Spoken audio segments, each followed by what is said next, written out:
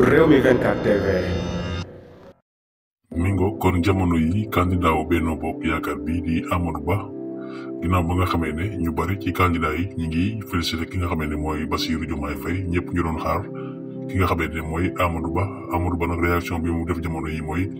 défaite bi moom daal dina koy bañ fi mu toll nii lànk na ba tëdd ci naaj ba waaye ma ngay xam ne dina jàkkaarloo ak ñi nga xamante ne mooy presse bi fii ak min bi loolu la Amadou Ba xamle ginnaaw ba ñu gisee ki nga xam ne mooy Khalifa Ababacar Sall félicité ak ki nga xam ne mooy Karim Wade Déthié Fall ñu bari ci ñi nga xamante ne ay candidat lañu woon ñoom it dal dinañu rek félicité kii di Diomaye Faye waaye mu mel ne kon ñu ngi doon diglu Macky Sall ak ki nga xam ne mooy Amadou Ba waaye candidat wu Macky Sall bii di Amadou Ba moom fi mu toll nii moom nanguwul rek nangu bi lay defet waaye ma ngay xam ne kon dafay amal ab jàkkaarloo ak journaliste yi ngir waxtaan ak ñoom loole la ko xamleegun fi mu toll nii kon.